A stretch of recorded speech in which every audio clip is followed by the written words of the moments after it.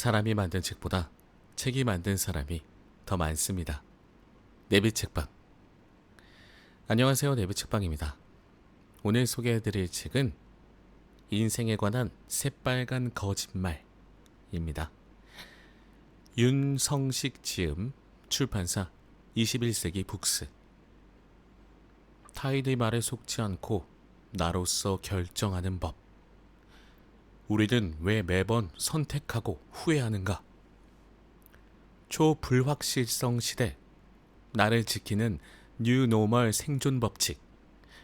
고려대 윤성식 교수가 파헤친 인생의 거짓말 해부서. 네, 거짓말 그리고 결정. 거짓말과 결정이라고 하니까 나의 결정에 어떤 사람의 거짓말이 개입이 돼서 뭔가 그 사람의 의도대로 나의 인생이 흘러가게 되는 그런 상황을 방지하고자, 그리고 알아채서 조심하고자 쓰여진 책이 아닐까 싶네요. 거짓말. 인간은 하루에 정말 수백 번, 수십 번 거짓말을 한다고 하죠. 그냥 툭 하면 거짓말 한다고 합니다. 그런데 그것이 과연 인간만 그러진 않을 거예요. 동물들도 거짓말을 하는 걸로 알고 있는데, 고양이를 보면 알 수 있죠. 고양이를 보면 굉장히 친한 척 하면서 다가오다가 갑자기 때리고 도망가거나 그런 거 보면 생물에게 있어서 거짓말은 뭔가 친근감의 표현이기도 한 것 같기도 하고요. 네. 왜 거짓말을 하는 것일까 궁금하긴 합니다. 자, 거짓말입니다. 노래 제목도 유명한 노래 제목에도 거짓말이라는 또 제목들이 많죠. 자, 목차부터 확인해 보도록 하겠습니다. 프롤로그, 인생의 선택을 잘하기 위한 5가지 방법. 자, 그렇다면 오늘의 책에서 이 5가지 방법을 알려주시겠죠. 1장, 욕망에 충실할 것. 삶은 욕망과의 계약이다. 전공과 직업에 관한 거짓말, 꿈과 소망에 관한 거짓말, 돈과 이익에 관한 거짓말, 사랑, 겸손, 감사라는 거짓말. 사랑이 거짓말일까요? 이럴 수가. 삶이란 욕망과 맺는 관계다. 2장, 논리는 견고하게 쌓아둘 것. 논리입니다. 당연한 것은 사실 당연하지 않다. 진리, 객관, 사실에 관한 거짓말, 인간에 관한 거짓말, 의사결정에 관한 거짓말. 생각하며 살지 않으면 사는 대로 생각하게 된다. 굉장히 유명한 말이죠. 생각하면서 살지 않으면 사는 대로 생각하게 된다. 대부분 요새는 사는 게 너무 바빠서 생각할 시간이나 있을까요? 어쩌면 이게 바로 사는 대로 지금 생각하게 돼버린 상황이 아닐까 싶기도 합니다. 삶의 논리와 이론은 나의 평온을 위해 필요하다. 그러니까 문득 이런 생각이 듭니다. 논리나 이론, 나만의 가치관, 인생관, 철학, 이런 것들을 정해두지 않으면 계속해서 무언가에 휘둘리게 되겠죠. 그러니까 예를 들어서 어떤 사람이 종교가 기독교라고 가정했을 때, 가정입니다. 누군가가 그 사람에게 불교를 권하거나 타 종교를 권하게 되면 이 사람은 당연히 거절을 하겠죠. 그것이 기준이 서 있기 때문에 가능하지 않을까 싶어요. 나의 종교는 기독교니까. 반대로 내가 불교면, 나는 불교를 다니고 있는데 누군가가 천주교를 권한다면 난 불교니까 괜찮아 라고 말할 수 있듯이, 천주교도 마찬가지죠. 내가 천주교 다니니까 여타 다른 종교를 권하더라도 나의 기준은 천주교야 라고 얘기할 수 있듯이, 문제는 이 기준과 어떤 삶의 논리, 이론을 만든다는 것을 굉장히 신중하게 해야 된다는 것입니다. 그냥 누군가의 말만 듣고, 누군가의 어떤 추천, 그리고 내가 친한 사람이 얘기해줘서 그런 것들은 하등 쓸모가 없어요. 내가 세상을 어떻게 바라볼 것이냐, 나의 도덕관, 가치관, 사회관, 윤리관, 이런 모든 것들이 무엇이냐를 먼저 알아야 한다는 겁니다. 싫어하고 좋아하는 것을 계속해서 생각해 보면 되겠죠. 나는 이 사회가 평화로웠으면 좋겠어. 나는 이 사회가 어떠어떠했으면 좋겠어. 나는 내가 부자로서 굉장히 그 물질을 누리면서 나만 잘 살고 싶어. 혹은 좀 불쌍한 사람들, 어려운 처지에 놓인 사람들을 도와줘야 되지 않을까? 이런 생각을 해볼 수도 있겠고요. 그런데 문제는 이제 그런 논리와 이론을 만들려고 할 때 누군가의 개입이 분명히 있을 거라는 겁니다. 누군가가 자기의 의도대로 이 사람의 인생을 약간 컨트롤하기 위해서 개입을 하기 시작한다는 것이죠. 그때를 조심하셔야 될 것 같다는 말씀을 좀 드려봅니다. 3장 단단한 몸과 마음으로 상황을 직시할 것. 긍정은 때로 긍정적이지 않다. 이거는 무슨 말인지 조금 알 것 같아요. 이게 어떤 느낌인지. 네. 긍정은 긍정적이지만은 않을 수 있죠. 네. 주인공이라는 거짓말.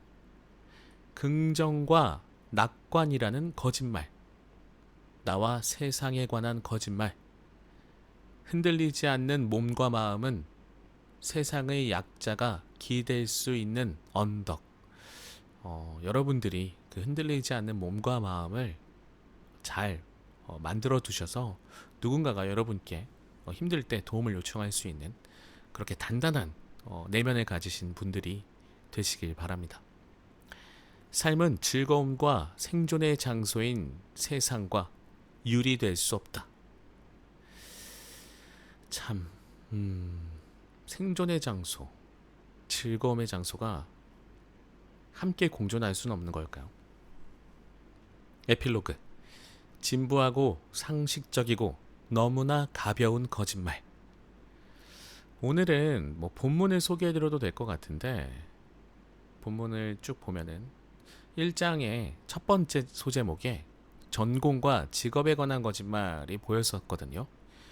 저만 해도 전공이랑 관계없는 직업들을 항상 가져왔습니다. 전혀 관계가 이거 전공 이러려고 내가 전공을 가졌나 싶을 정도로 네, 전혀 하등 관계가 없었어요. 아무튼 그랬습니다. 오늘은 프롤로그랑 에필로그만 좀 소개를 해드려 볼게요. 이것을 듣고 나시면 아마 본문의 내용들이 조금 파악이 되시면서 이 본문에 대한 궁금증이 더 생기실 것 같습니다. 자, 그러면 프롤로그부터 시작해 보도록 하죠. 프롤로그. 인생의 선택을 잘하기 위한 5가지 방법.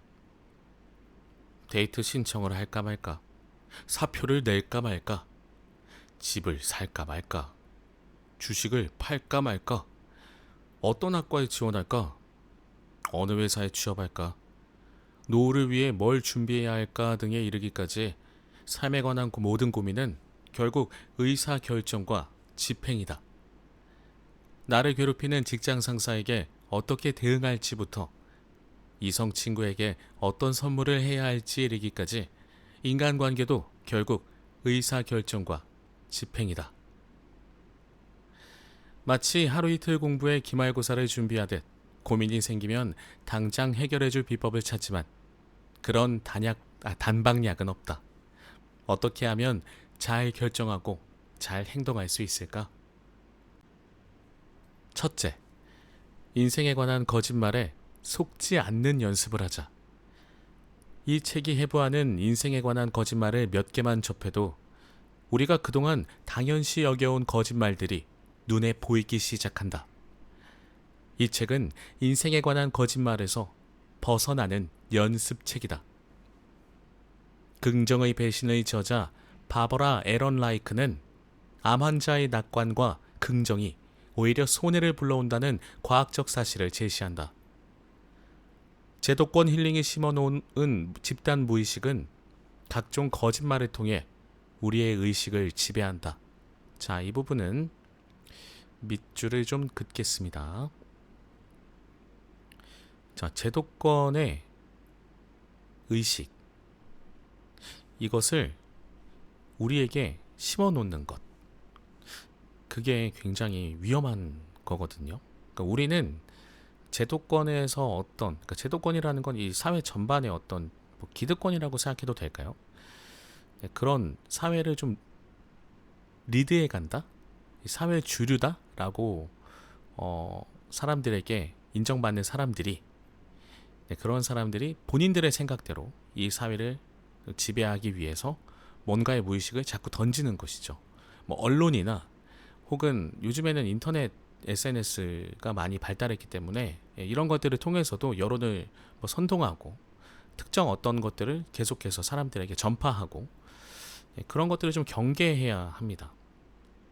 앞서 말씀드린 대로 나의 기본, 나의 논리, 나의 인생관, 철학 이런 것들이 만들어지기 전에 이런 어떤 여론에 선동되기 시작하면 자칫 나를 잃어버리고 살 수 있어요. 그게 굉장히 위험하다는 생각을 많이 합니다. 실제로 그런 분들이 점점 많아지는 것 같아서 저는 제가 이제 오프라인에서 강연을 할 때 이런 것들을 계속 말씀을 좀 드리는 편이거든요. 조심하셔라. 그리고 정말로 내가 온전하게 나의 생각을 알 수 있는 방법은 책이다. 책밖에 없다. 왜냐하면 책에서는 물론 이제 여러 가지 책들이 많이 있겠지만 우리가 보통 전 세계인들이 인정하는 어떤 철학책이나 뭐 사상책들 혹은 인문학과 관련된 뭐 심리와 관련된 그런 책들을 살펴보다 보면 그것들은 모두가 다 인정한 책이기 때문에 나의 어떤 기본 바탕을 만들기가 참 좋거든요. 그리고 그런 것들을 읽다 보면 내가 어떤 사람인지를 또 확인할 수 있게 되고 내가 이런 사람이라는 걸 알았으니까 내가 이런 걸 좋아하고 이런 걸 싫어한다를 아는 것이 나를 아는 것이잖아요. 그렇게 되고 나서 이제 내가 앞으로 해야 될 생각들, 내가 앞으로 살아가야 할 모습들을 먼저 선정할 수 있어요. 물론 살면서 계속해서 수많은 수정을 거쳐야 합니다. 살다 보면은 시대가 바뀌면서 나의 생각이 틀렸을 수도 있고 혹은 조금은 더 좋은 방향으로 과감하게 또 방향을 틀 수도 있어야 하죠. 아무튼 네, 정신 바짝 차리고 살아야 되는 세상인 것 같습니다. 계속 소개하겠습니다. 많은 사람이 나도 그런 말이 거짓이라는 것쯤은 알아 라고 말할지 모르지만 막상 말 잘하는 사람이 하는 거짓말에 우리는 또다시 넘어간다. 네, 물건 파시는 분들의 그 화술만 보더라도 우리는 어느 순간 그것을 가지고 집으로 들어옵니다. 이미 구입을 한 상황이죠. 저의 이야기입니다. 과학적 근거나 논리를 남에게 제시할 수 있어야 확실하게 아는 것이다. 이 부분도 밑줄을 긋겠습니다. 뭐 주변에 그런 분들 더러 계시죠? 야, 이거 이런 거야. 이게 맞다니까? 라고 얘기를 해요. 그래서 그래? 너 어떻게 그걸 알게 됐어? 그 도대체 근거가 뭐야? 그러면 내가 아는 사람이 얘기해 줬어. 내가 진짜 친한 형한테 들었어. 이거 고급 정보야. 속지 마십시오. 네, 새빨간 거짓말입니다. 둘째, 좋은 의사결정은 지식과 경험을 필요로 한다. 아침형 인간은 저녁에, 저녁형 인간은 아침에 의사결정 오류를 더 잘 저지른다. 오, 자, 이 부분도 밑줄을 좀 그어야겠네요. 그러니까 내가 아침형 인간이면 아침에 의사결정을 해야 해요. 저녁형 인간은 저녁에 의사결정을 해야죠. 왜냐면 나의 경험 때문인 거예요. 네. 저녁형 인간이 늦잠을 자고 있는 아침에 보이스피싱 전화를 받으면 사기당할 확률이 높다. 오, 뭔지 알 것 같아요. 저 이런 약간 비슷한 경험이 있었는데 기억이 납니다. 베트남 정글에서 41년간 세상과 유리된 채 살아온 젊은이는 선악의 구별을 못한다. 우와, 이것도 좀 신기하네요. 그렇죠. 선악의 기준이 없잖아요. 경험과 지식이 없으면 어떤 기준을 잡을 수가 없어요. 지식과 경험은 여러분들 책을 통해서 하시면 됩니다. 책 많이 보십시오. 네. 인간은 자신에게 무엇이 진정한 이익인지 잘 모르고 합리적이지도 이성적이지도 논리적이지도 않다. 똑똑한 사람일수록 대부분의 커뮤니케이션이 실패한다는 사실을 이해하지 못하고 단어 하나하나를 따지고 기억을 해부한다. 인간과 세상의 본질에 대한 이런 자연과학, 사회과학적 지식은 좋은 의사결정에 필수다. 과학 지식은 생각하는 힘을 키우고 생각하는 힘은 과학 지식과 결합해 우리를 각성시킨다. 지식과 경험은 좋은 의사결정을 위해 필요한 재료다. 재료가 없으면 좋은 의사결정은 불가능하다. 자, 이 부분 꼭 기억하고 넘어가야겠습니다. 이미 프롤로그부터 이 책에서 어떤 내용을 설명해 주실지 거의 반은 배우고 간다.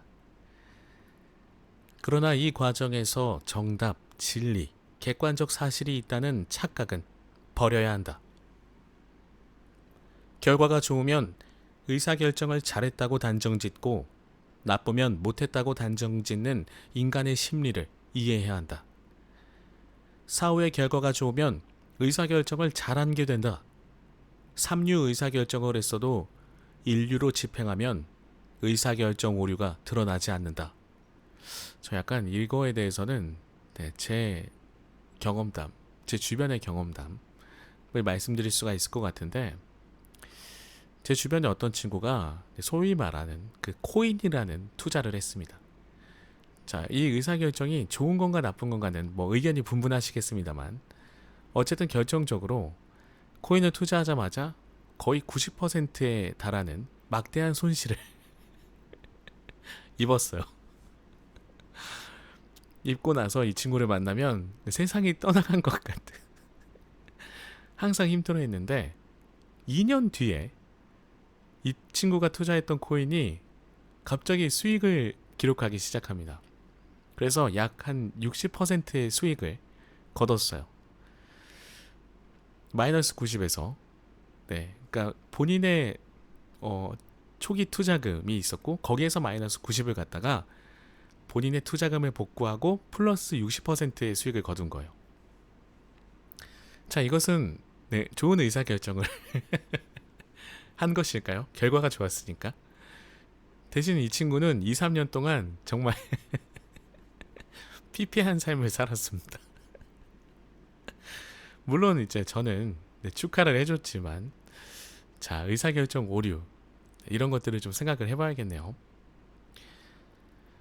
대부분의 의사결정은 합리적 선택이 아니라 후회할 수밖에 없는 결단이다. 와, 이 부분도 너무 좋은 말입니다.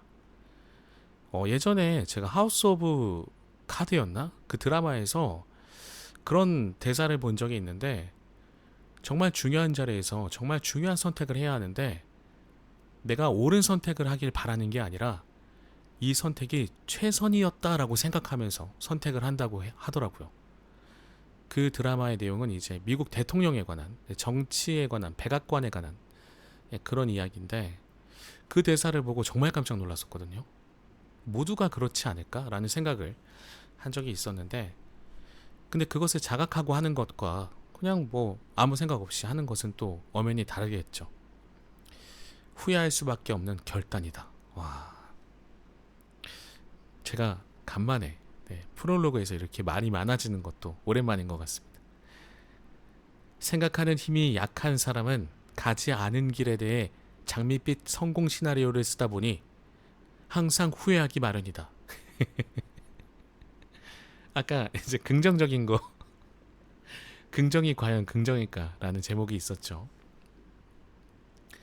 삶은 딜레마, 모호함, 모순일 수밖에 없으니 의사결정 역시 그것들에 의해 결정되는 불완전한 임시 해결책에 불과하다. 지식과 경험을 토대로 삶의 논리와 이론을 가지고 있어야 정당성과 지지를 확보할 수 있고 자신의 욕망도 당당하게 추구할 수 있다. 훌륭하게 살려고 애쓰지 말고 소시민적으로 평범하게 살자. 내가 윤리의 황금률, 내게 싫은 일을 남에게 하지 말라. 이 황금률을 준수하면, 와, 이것도 굉장히, 네, 좋습니다. 내가 싫어하는 일은 남한테도 하지 말아라. 이것이 윤리의 황금률입니다. 이것을 준수하면 내재 가치가 높은 사람이고 사회에 소중한 사람이니 조금 더 당당해도 된다. 그러니까 내가 이런 것들을 지키면서 사는 사람이라면 뭐 당당하게 살으라는 거예요. 자만하면 안 되겠죠. 예. 인간의 경험은 후성 유전학적 과정을 거쳐 대물림되는 데다가 생각을 읽는 기술, 뇌를 스캔하는 기술이 급속도로 발달하고 있기에 100세 시대의 젊은이는 다른 삶을 준비해야 한다. 먼저 윤리의 황금률을 지키는 사람이 되어 정직할 수밖에 없는 시대를 준비하자. 이거 굉장히 중요한 말씀인 것 같네요. 요새는 내가 싫어. 내가 이거 싫기 때문에 나 이거 해줘. 라고 하지만 그 해줘라고 말을 할 때 내가 싫으니까 해줘. 라고 해서 해줘라고 말을 할 때 그걸 하는 행위에서 다른 사람이 피해를 볼 수 있다는 생각을 잘 못하는 것 같더라고요. 네, 또 여기에 대해서 말을 시작하면 또 너무 끝이 없기 때문에 이건 교육이 문제입니다. 네, 우리나라의 교육 시스템이 문제가 아니라 집안 교육이 문제입니다. 라고 제 소신껏 한번 말씀을 드려봅니다. 그래서 저도 교육업을 떠났거든요. 네, 내가 여기서 버틸 수 있을까? 예전 무한도전에서 정영돈 형님이 본인의 하루 일과를 결정해서 그대로 촬영하는 회차가 있었는데 계속 잠을 주무시더라고요. 갑자기 생각나는데 잠을 자고 일어나서 밥을 먹고 또 자기 전에 내가 잘 수 있을까? 또 잘 수 있을까? 이러시는데 저는 거기에서 내가 이 교육업을 계속 할 수 있을까? 라는 질문에서 자신이 없어서 그만뒀습니다. 우리나라 집안교육 문제 정말 커요. 네, 그냥 그래요. 네, 이거 제 생각입니다. 셋째, 수많은 요인, 조건, 환경, 상황을 있는 그대로 보는 능력을 기르자. 상상하면 안 되겠죠. 어떤 것들을 내가 봤을 때는 있는 그대로 정보를 입력해야 하는데 내 사견이 들어가면 안 될 것 같아요. 회사에 사표를 내고 공무원 시험을 볼까 말까를 고민할 때 주식을 팔아야 할까 보유해야 할까를 고민해야 할 때 주변 사람들은 상반된 조언을 한다. 상반된 조언과 정보 속에서 어떻게 선택해야 할까? 인간의 성향은 수많은 요인, 조건, 환경, 상황 중 몇 가지의 근거에 단순하게 의사결정을 하려 한다. 의사결정을 잘하려면 주인공이 아니라 관찰자가 되어야 한다. 그러니까 내가 거기에 들어가지 말고 내가 밖으로 나와서 나의 모습을 관찰을 해야 더 정확하고 좋은 후회 없는 선택, 최선의 결단을 할 수 있겠네요. 관찰자가 되고 싶다면 호흡에 집중하면서 나로부터 유체이탈하거나 내 사례를 친구의 사례로 객관화해 살펴보자. 이거 좋네요. 내가 가장 친한 친구의 모습을 나로 생각을 해서 살펴보면 좋겠어요. 관찰자라는 내면이라는 비빔밥에 가미된 편견, 아집, 독선, 선입관, 도그마라는 양념을 있는 그대로 보면서 왜곡된 사건을 재구성한다. 넷째, 흔들리지 않는 몸과 마음이 필요하다. 있는 그대로 보면서 담담하고 차분하게 중도를 유지하면 마음이 평온해진다. 생각하는 힘이 강해 사유와 성찰의 단계에 이를 수 있어야 의사결정을 잘한다. 마음을 먹어도 마음이 안 바뀌는 이유는 마음은 내 것이 아니라 자연, 타인, 세상이 만든 공동 소유물이기 때문이다. 인생은 나의 욕망과 어떻게 관계를 맺을 것인가의 문제다. 중도적 삶은 쾌락과 금욕이라는 양극단을 떠나 모호함, 딜레마, 모순 속에서 해결책을 찾는 삶이다. 와, 이 부분도 밑줄을 좀 긋겠습니다. 그렇죠. 네. 되도록 야식을 자제하고 싶지만 야식을 시키고 싶어서 배달 어플을 보고 있을 때 그 중도적 삶 계속해서 해결책을 찾아야죠. 그 모순 안에서 중도란 평균이나 중간값이 아니라 있는 그대로 보는 능력이다. 와, 이 부분도 너무 좋습니다. 네. 나의 욕망과는 계약을 맺고 남의 욕망과는 거래를 하자. 우와, 이 부분도 너무 좋네요. 나의 욕망과는 계약을 맺어. 너 오늘 야식 먹었으니까 오늘 먹으면 내일은 안 먹는 거야. 이런 계약. 우리는 돈, 음식, 이성을 좋아하는 사람의 후손이다. 우리의 욕망은 생존 확률을 높이기 위한 방향으로 진화해 왔다. 내 욕망은 자연, 타인, 세상이 키웠으니 욕망에 충실하게 사는 게 인간적이다. 욕망은 내 본성이고 내 운명이다. 자기의 욕망을 모르면 결코 자기를 안다고 할 수 없다.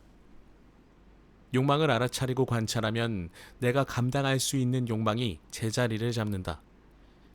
욕망에 충실한 삶은 바람 부는 대로, 낙엽 지는 대로 사는 삶이며 욕망이 부는 대로, 욕망이 지는 대로 사는 삶이다. 인위적 조작 없이 물 흐르듯 자연스럽게 살아야 죽을 때 후회가 적다. 뇌과학의 연구에 의하면 인간은 자유의지의 영역이 지극히 좁다. 호흡이 불안하면 몸과 마음이 흔들린다. 운동 플러스 호흡 명상이야말로 가성비 최고의 의사결정 방법이다. 돈, 학벌, 직업, 외모의 약자라면 흔들리지 않는 몸과 마음으로 다른 차원의 강자가 되는 게 현명하다. 돈도 없지, 학벌도 별로지, 직업도 변변찮지, 외모도 그닥 이러면 몸과 마음으로 다른 차원의 강자가 되는 게 현명하다고 합니다. 저에게 하는 말씀인 것 같아서 작가분께서 어떻게 저를 알고 계시는지 참 씁쓸하면서 감사하네요. 그러니 정신세계가 높은 사람이 되자. 이건 제가 추구하는 방향입니다. 정신세계가 굉장히 넓고 깊은 사람이 되고 싶습니다. 높은 정신세계는 체력, 지식과 경험, 생각하는 힘, 있는 그대로 볼 수 있는 역량, 넓은 자유의지 영역 등으로 이루어진 생태계에 비유할 수 있다. 이것을 갖춰야 하는 거네요. 휘둘리지 않는 능력은 때로는 뼈와 근육에서 나온다. 체력과 지식을 우습게 보지 말자. 있는 그대로 보는 역량과 생각하는 힘은 지식과 경험을 잘 가공해 의사결정과 집행 오류를 최소화한다. 편견, 아집, 독선, 선입관, 도그마, 분노, 슬픔, 낙관, 비관, 긍정, 부정 등에서 벗어나면 자유의지의 영역이 넓어진다. 다섯째, 나 스스로 관찰자가 되면 내가 변화하고 나 스스로 정치에 참여하면 세상이 변한다. 우와, 이것도 뭔가 메시지가 깊은 뜻이 있으신 것 같습니다. 나와 세상은 결코 별개가 아니다. 내가 먼저 변해야 하는 것도 세상이 먼저 변해야 하는 것도 아니다. 나도 세상도 변해야 한다. 이 부분도 너무 좋은 말씀입니다. 나만 아니면 돼. 나만 잘 살면 돼. 불가능합니다. 네, 저는 이것은 좀 조심스럽게 혹은 단호하게 말씀드릴 수 있을 것 같은데 나만 잘 살 수 있는 세상은 없습니다. 왜냐하면 내가 잘 사는 것을 알려고 하면 못 사는 누군가를 봐야지 알 수 있어요. 모든 것이 상대적이기 때문에 비교를 통해서 느낄 수밖에 없기 때문에 내가 잘 산다라고 느끼려면 못 사는 누군가가 있어야 합니다. 예를 들어서 차은우 님이 굉장히 잘생겼다라고 느끼시려면 제가 있어야 돼요. 제가 있어야 차은우 님이 잘생겼다고 느낄 수 있는 겁니다. 세상에 다 차은우밖에 없어. 그러면 어떻게 차은우 님이 잘생겼다고 생각이 들까요? 다 똑같은 사람인데 똑같이 생겼네 라고 생각하지. 그죠? 근데 이 부분 너무 좋네요. 결코 별개가 아니다. 나랑 세상은 이어져 있다. 개인은 세상을 바꾸기 어렵지만 선한 공동체와 좋은 정치에 참여하면 세상을 보다 쉽게 바꿀 수 있다.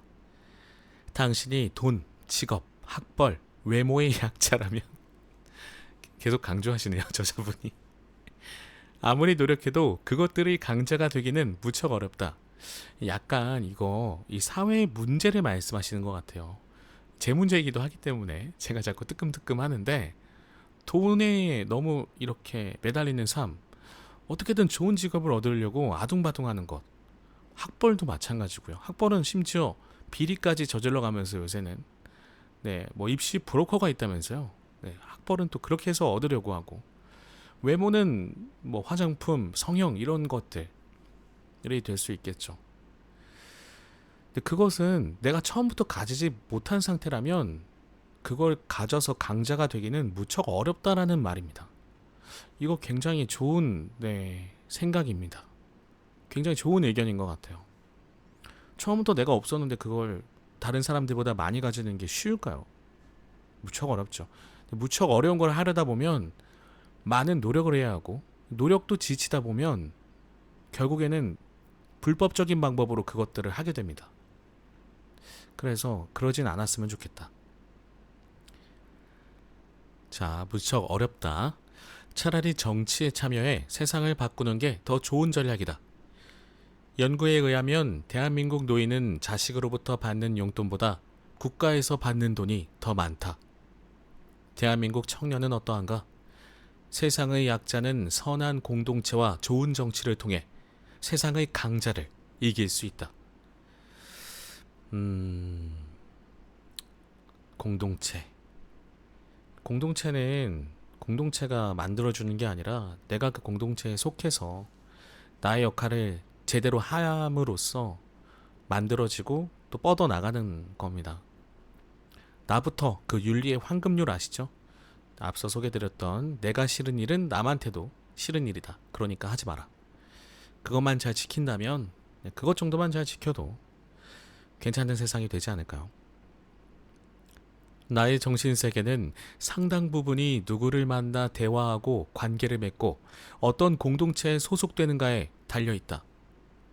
대화, 관계, 공동체는 장수와 행복의 비결이고 삶에 대한 나의 논리와 이론이 격상될 수 있는 기회를 제공하며 무엇보다도 우리에게 가장 큰 즐거움을 준다. 인간으로부터 얻는 즐거움이 인생의 가장 큰 즐거움이다. 와, 이 부분도 결국 우리는 인간들은 서로 떨어지면서 지금 거리를 두면서 살지만 결국 인간으로부터 얻는 즐거움이 가장 큰 즐거움일 수밖에 없다. 참 한 절 한 절, 구구절절이 다 저에게 진짜 많은 생각들을 던져주시는 그런 책이네요. 감사한 책을 좀 만났습니다. 프롤로그일 뿐인데 이제 프롤로그입니다. 본문은 제가 소개를 안 하기로 말씀을 드렸죠. 그래서 에필로그만 소개하고 하여튼 이어가 볼게요. 에필로그. 진부하고 상식적이고 너무나 가벼운 거짓말. 용서하는 자비로운 사람. 사랑이 넘치는 사람이 문제가 있다고 말하는 것은 아니다. 인간과 세상을 있는 그대로 보는 사람의 긍정, 낙관, 사랑, 용서, 감사, 겸손은 소중하고 아름답다.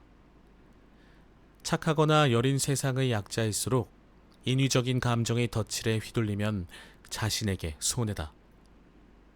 지혜, 자유, 평온을 얻은 사람은 감정의 소용돌이에서 벗어나 자연스럽게 중도의 길을 간다.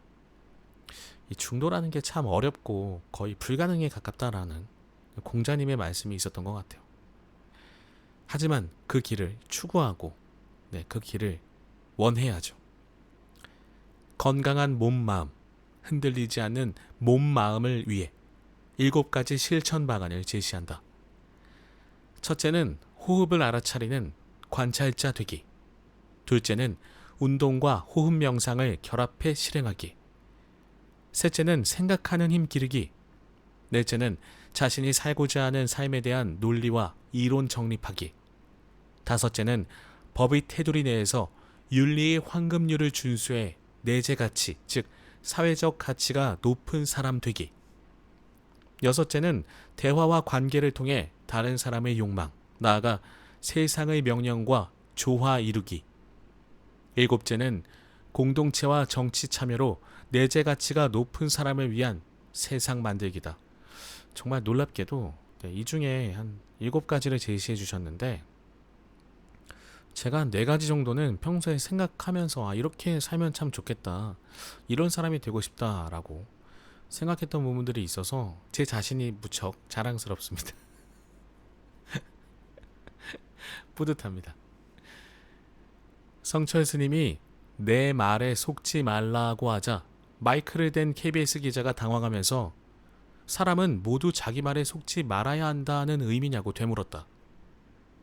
성철 스님은 가슴을 치면서 내 말 말이여, 내 말하는데 속지 말란 말이여 라고 말하고, 나는 순 거짓말만 하고 사는 사람이니까 내 말에 속지 말라 그 말이여 라고 다시 반복했다.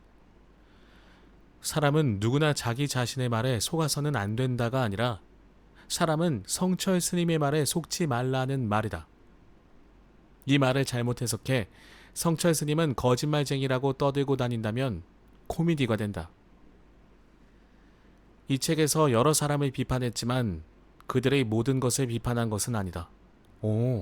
이 책 안에 어떤 특정 인물에 대한 비판이 담겨 있는 것 같습니다. 우리가 에필로그를 보면서 추측해 볼 수 있겠네요. 누가 100% 옳고 누가 100% 그르겠는가? 이 책이 그들의 훌륭한 주장에 대한 칭찬을 담지 않았다고 해서 그들의 좋은 주장까지 비판하는 것은 아니다. 이 책을 쓰면서 남을 비판하지 않을 수 없다는 사실이 마음에 많이 걸린다. 하지만 기존의 사고에 젖어 있는 독자의 생각을 바꾸어야 하기에 내가 싫은 일을 할 수 없이 하게 되었다.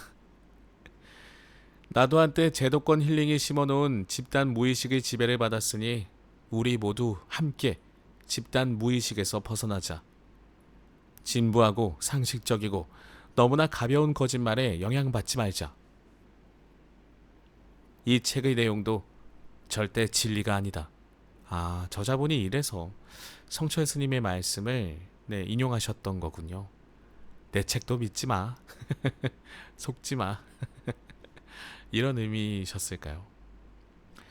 무릇 세상의 좋은 말처럼 이 책의 내용은 맞는 말이기도 하고 맞지 않는 말이기도 하며 맞지 않는 말이 아니기도 하다.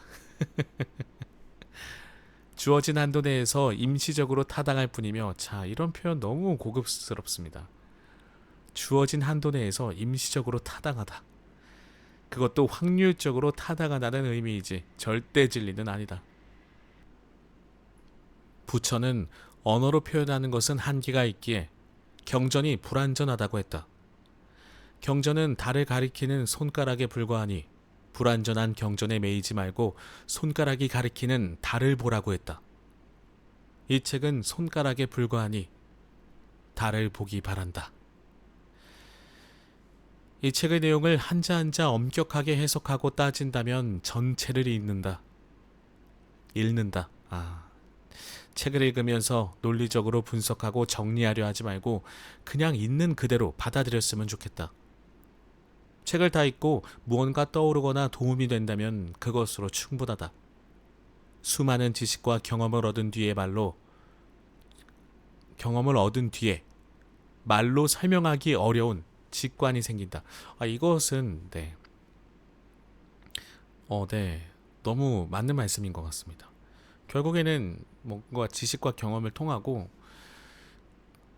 내가 스스로 생각해보고 경험해보고 고민해본 것이 이제 나의 어떤 토대가 돼서 세상을 보는 눈이 하나 생기거든요. 눈이 생긴다는 것은 어떤 상황이 생겼을 때 그것을 옳고 가름을 가려낼 수 있는 어떤 경지죠, 경지. 이 책의 내용도 독자에게 소화되어 말로 설명하기 어려운 직관으로 나타나기를 소망한다. 삶의 지혜란 모름지기, 모호함, 딜레마, 모순으로부터 완전히 자유로울 수 없다. 그러니 이 책이 부족하다고 느꼈다면 이해해 주기 바란다. 다만 한 가지는 자신 있게 말할 수 있다. 이 책은 내 자식에게도 들려주고 싶은 정직한 조언이다.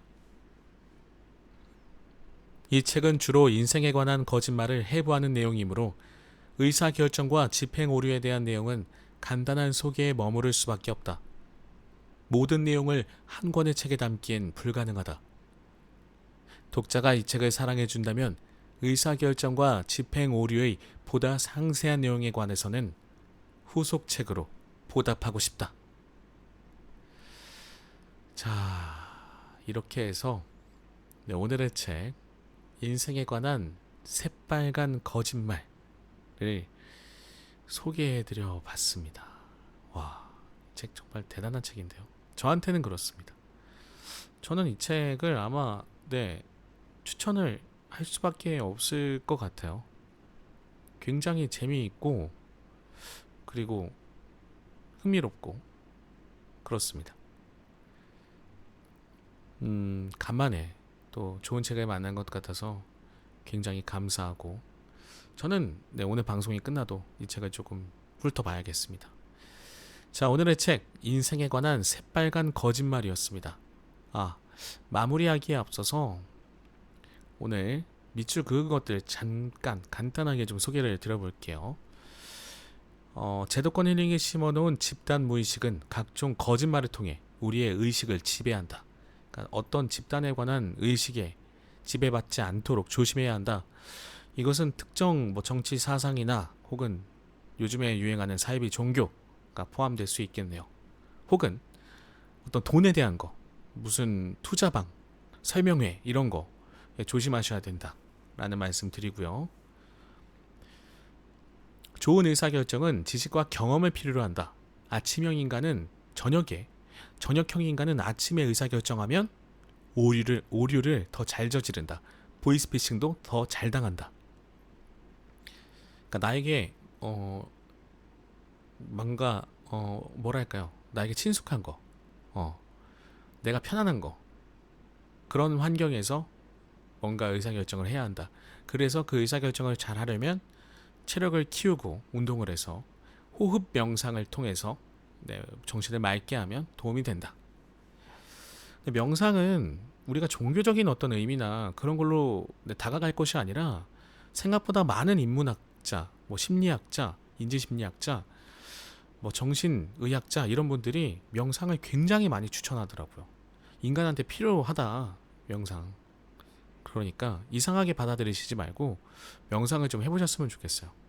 명상에서 또 무슨 이상한 종교다 이런 편견은 없으시기 바랍니다. 저도 사실 안 해봤거든요. 저 가만히 있는 걸 못해서 안 해봤는데 한번 해봐야겠습니다. 이거 가장 중요합니다. 오늘 밑줄 그은 것 중에 윤리의 황금률. 내게 싫은 일을 남에게 하지 말라. 왜냐면 남도 싫을 테니까. 그것을 준수하면 나의 가치가 굉장히 높은 사람이고 사회에 소중한 사람이 된다는 거. 그리고 그 사회에 소중한 사람이 됨으로써 사회도 좋아지고 나아가 나라도 좋아지고. 절대로 윤리의 황금률을 지키는 삶을 사셨으면 좋겠습니다.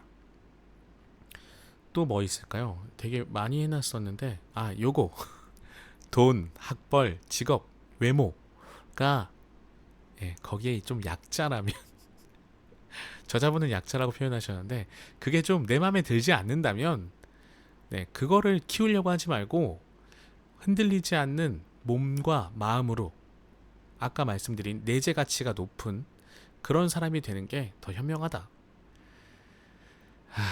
남의 얘기가 아니네요. 자, 이 정도로 오늘 정리를 좀 해보겠습니다.